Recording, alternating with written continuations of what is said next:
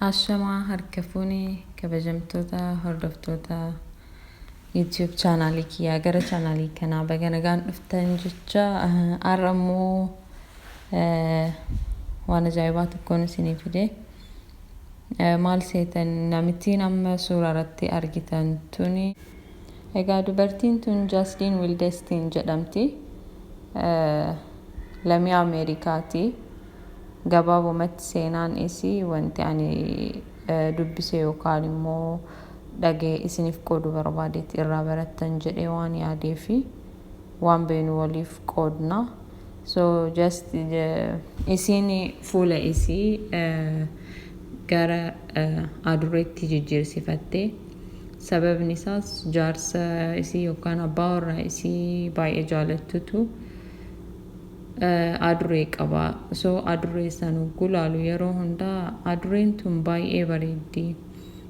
Iji isii aduree tana baay'ee bareeda. Ija jechuun kana just akka namni waa dinqisiifatutti innis dinqisiifachuu isaati. Yeroo baay'ee yoo akkana jedhu dhageette isin immoo haala qabeenyaati biliyeenara addunyaa dubartoota beekaman keessaa turte. So jijjiirattee gochuun hin danda'a ani akka isii jettee sarjarii pilaastika hojjisiifatte. So sababni isiin suuraa irratti argitan kun isa duraatii tokko osoo sarjariin hin godhamin jechuudha.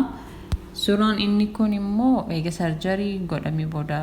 akkuma beekamu sarjariin guyyaa dura hojjetamee irraa yoo dulloomaa dhufu fuula keessan badaa jijjiiramaa dhufa. Isiin amma fakkeenyaaf aduree fakkaachuuf hojjisiifattee garuu baay'ee fokkataa dhufe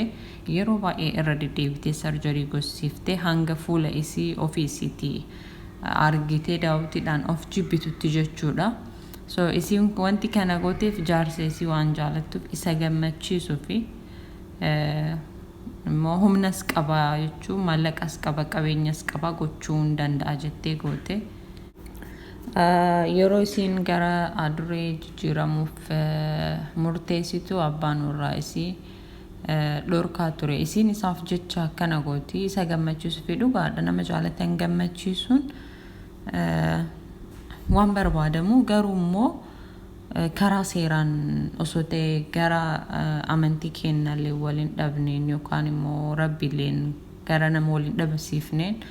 just gara namoomaatiilleen waan bareedu osoo ta'e just amma sarjarii aduree jechuun akkasiin isiin waan inni aduree isaa san jaalatuuf just jaarsi kiyyas anas laalee akkasitti haa gammadu jechuu barbaaddeeti malee waan biraatiif miti. Garuu wantoota namaaf jecha goonu osoo of eegaa goone ofis osoo miidhin nama sanis gammachiisuudhaaf ofii keenyas waan nu gammachiisu gochuu qabna. So isiin qarshii baay'ee baaftee kanatti hojjesiiftee yeroodhaan jijjiiramaa dhufee fuulli isii baay'ee miidiyaaleen adda addaa intarvii gochuudhaaf maallaqa isii qabdullee baay'ee balleessite fuula kanarratti intarvii gochuudhaaf waamicha godheessanii fi just isiin immoo hayyamamtuu hin turre wanti isirra gahee baay'ee isii moraalii isii tuqee jira miira isii miidhee jira. Jaarsi isiin akkas gooteef yookaan abbaan warraan isii akkas gooteefis sarjarii hojjisiifteefis dhorkaa ture yeroo isiin hojjisiiftu garuu immoo boodarra innis fuula isaa miti isiin of arguu jibbitee gara nama biraatitti deemee jechuun isii jibbaarraa nama biraa jaalate inni. So boodarra jaartii biraa inni fuudhuu dhageenyaan gara hiikaa jiru bultii isaanii hiikuu deemte. Bultii isaanii addaan hiikanii ofiifis osoo hin gammadiin isas osoo hin gammachiisiin just jiruu isii duraan qabdu qabeenya qabdu osoo ittiin fayyadamin qilleensa irratti akkana taatee hafte jechuudha. Kanarraa just ani kan baradhe gama kootiin nama jechuun yoo duratti nama jechuun yoo uumamnu ofiif kan jiraannu miti nama biraatiif yoo goone gammanna kennaas nyaata ofii nyaattu futee osoo nama beelee nyaachiftee just gammachuun argattu yoo ati nyaattee quftu caalaadha akka kiyyatti jechuudha nama beeleef nyaattu sana soof jalaa kaaftee kennite gammachuun ati quftee argattu fi gammachuun namni beeleessu nyaatee argatu tokko miti garuu immoo haala akkanaatiin yoo ta'u gaarii miti nama gammachiisuu jechuun namaaf gammadu jechuun karaa seeraan osoo ta'e waan gochuu qabnu osoo beekaa goonee kan jedhu sirraa baradhe kana irraa barattan jedheetiin waan na ajaa'ibeef isiniif qopheesse yaada keessan komentii jalatti naa so isin immoo qarshiin kanarratti baaftee $20 miliyoona 20 mee yaada $20 miliyoona 20 sarjarii tokko irratti baafti sarjarii inni biraatis lammataas yoo kuni expired date ta'aa deemuu fuullisi jijjiiramuuf deemu akkasumatti miliyoona 20 so mee yaada baay'ee kasaarti jechuudha waa baay'ee kasaarti isiin fuula isii qofa osoo hin ta'in mallaqa isii bareedumsa isii jaarsa isii yookaan jiruu bultii isii dhabde jechuudha kanaaf tarkaanfiiwwan goonu wantoota nama gammachiifna jennee goonu osoo of eeggannee goonee hunda keenyaaf barnoota ta'e jedhee waa yaaduu fi isii qofaa miti namoota baay'eetu akkuma suuraa kanarratti argitan kun isii ture mee amma suuraa kana maal fakkaata jennaan jastaan hin beeku bareeduu fi miti nama sodaachisa akka kootitti garuu sarjarii akkanaas kan hojjetamu namoonni baay'een immoo fakkeenyaaf amma shaangulliitii televizyinaan laallu kan kaartoonii jechuu kaartoon animeeshinii kana fakkaatu barbaada jaanii jijjiirsisantu jira kanarraa rabbis nu haa eegu just baay'ee nama jibsiisaa wanti kuni jechuudha kaan immoo ani gama kootiin taazzabeetiin jira jechuun doktarootni akkamitti umrii isaanii baay'ee fudhatanii baratanii beekumsa doktoraa kana jechuun maybe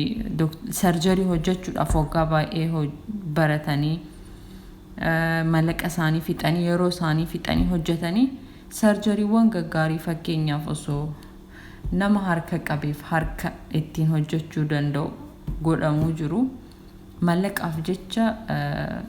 eegalamichi barbaadee homaa gochuu hin danda'amu garuu immoo mallaqaaf jecha hojiin akkanaa kunis uumamuun isaa doktoroonnis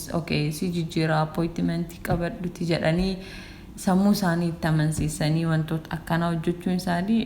ana xiqqoo na dinqisiise so hojiidha isaaniif ta'us immoo waan nama jibbisiisudha kanaaf isinillee kanarraan barattan jedhee yaada